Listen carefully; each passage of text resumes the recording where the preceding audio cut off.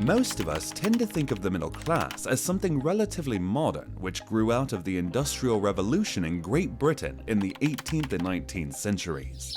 That period saw a massive immigration of workers from the world of agriculture that dominated every previous century. They moved to the new industrial cities or to the mines that dug the coal that powered those new industries. There, even if their pay was so low as to make them virtual slaves, those workers became much better off than when they had been down on the farm. There, they had been in effect the British equivalent of sharecroppers and had almost no money at all.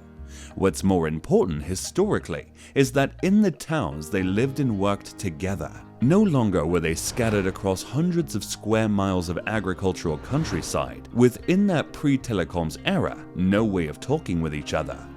Being close together meant they could form associations and other common interest groups fairly easily, and the most significant of those groups were labor unions. Step by slow step over the enduring decades and generations, those unions succeeded in improving pay and working conditions for their members. Their members prospered, saving as much of their pay as possible, and got themselves educated, because if you can't read or write, you can't be middle class. That created a new post-industrial social class that was financially okay, being neither rich nor poor. In order to define and, more importantly, understand and learn from the habits that made up a middle-class mentality, it's essential to know that backstory. But the middle class is not new. It's not even 19th century new. Here's what the ancient Greek philosopher Aristotle wrote about it more than 2,300 years ago. When there is no middle class and the poor greatly exceed in number, troubles arise and the state soon comes to an end.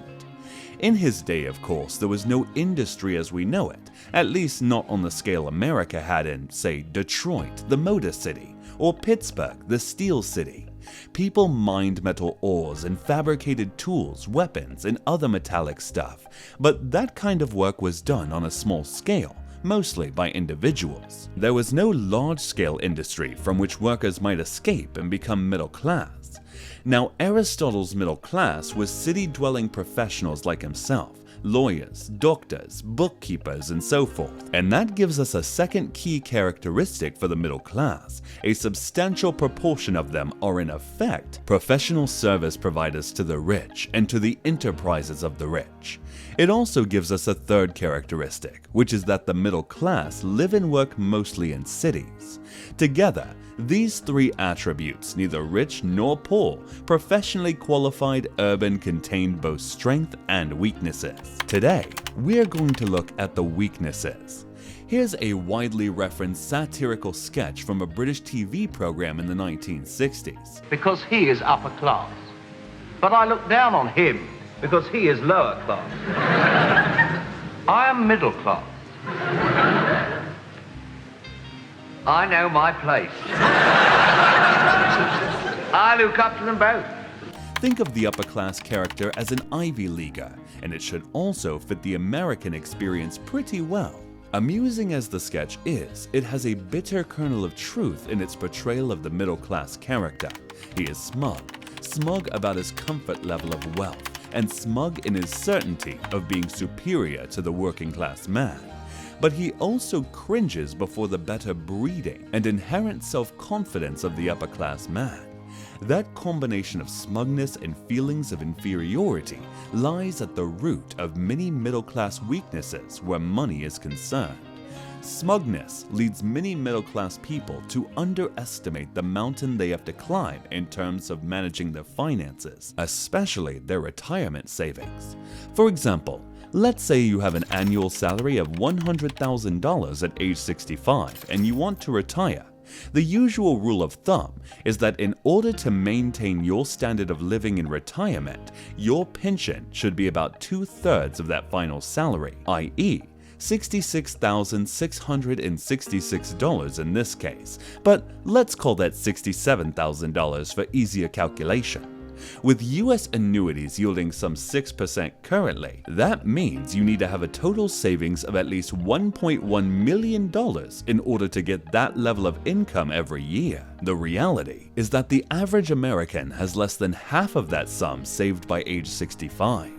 The result is that many middle-class retirees could face a bleak future. They will likely have to cut back their standard of living pretty drastically in comparison to what they enjoyed while they were working and earning a paycheck, and Social Security won't help. The trustees of that scheme say that funds that pays retirement benefits could run short of money in 2033, fewer than 10 years from now.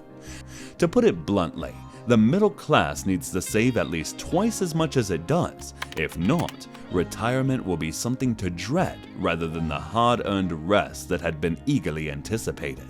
And keep in mind that while an average US life expectancy of 17 years of men aged 65, it's more for women. That's a very long time to be miserable. As we noted, the British satirical sketch also portrayed the middle-class man as looking up to the upper-class or Ivy League character, to whom he feels inferior. That feeling of inferiority could be revealing another bad money habit. As a rule, fear is a good feeling to have when you're putting together a long-term savings program. It helps you to be more aware of the risks you're taking with your choice of investments and to make sure they are not uncomfortably high for you. However, that's not the kind of fear we're talking about here, but we will return to it later. Our previous history outline showed how the middle class grew from the working class. As with anyone who's climbed up, the fear of falling back down can be pretty strong. And that's one kind of fear that can afflict the middle class. They fear they may be much closer to the working class than to the rich upper class. So, rather than setting the attainment of true wealth as a lifetime goal, as did John D. Rockefeller and Ralph Lauren, check out our truly inspirational videos about each of them. They are afraid that they may, through bad luck, ill health, divorce, or other disaster, simply slide backwards and downwards. That fear may make the middle class an exceptionally anxious group, despite the smug feelings of superiority over the working class. As the worker in the sketch says, "I know my place." Unlike the middle class character, he has no existential anxieties. Likewise, the upper class character feels secure, even though, as he says, he has no money. Instead, he has had a private education, probably also has a wide circle of supportive friends, and is full of the self-confidence that comes with all of that.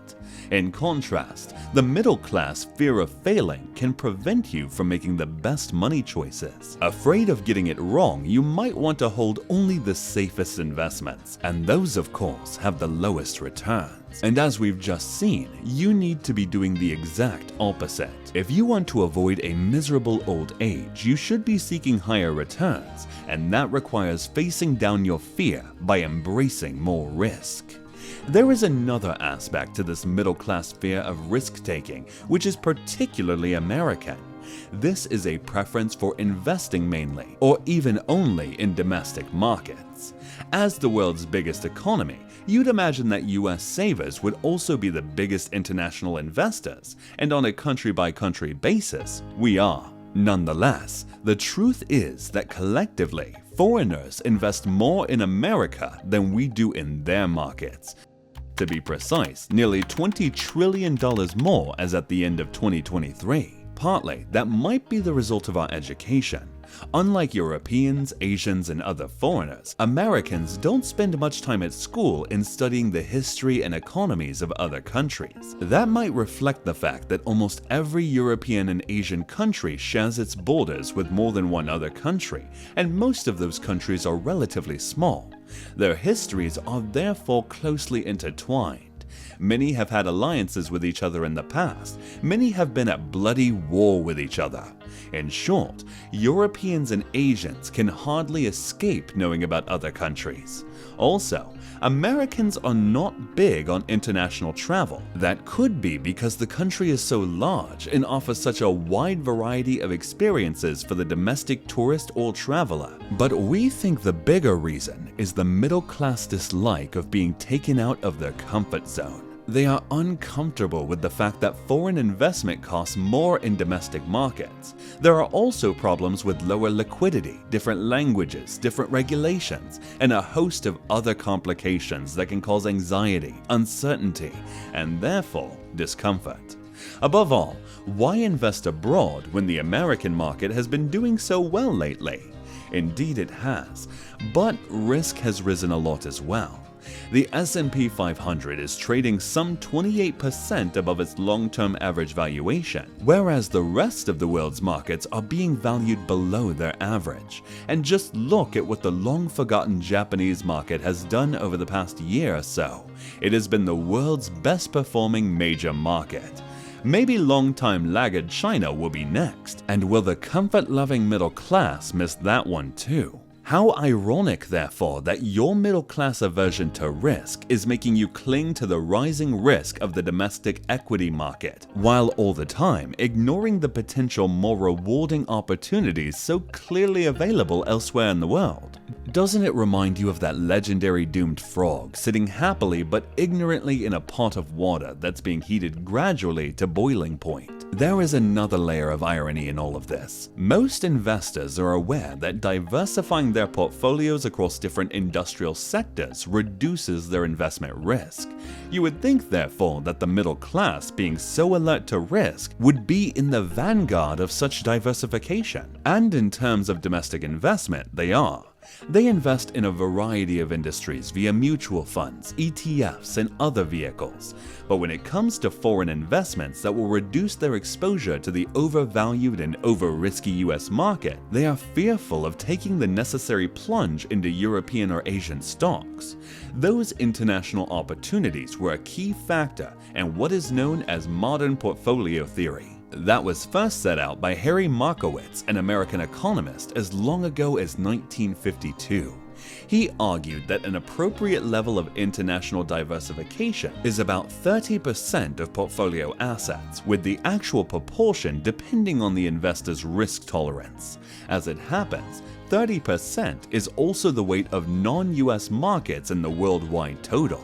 In other words, the investor is being recommended to do no more than construct a portfolio that broadly represents the world as it is. It almost seems when it comes to managing their finances, the middle class cannot see the reward of the woods because they are blinded by the risk of trees. In other words, they are failing to see the greatest risk of all, which is not achieving their long-term investment goal of a comfortable retirement that's free from money worries. It is therefore imperative for the middle class to recognize where the greatest risk lies. Far too often, as we have seen, it is found within their own poorly conceived attitudes and self-defeating money habits. Those failings could well condemn them to retirement poverty. In order to correct their errors, they must embrace risk of the right kind and in the right amount, then save and invest as if their life depends on it. Because in the end, it will.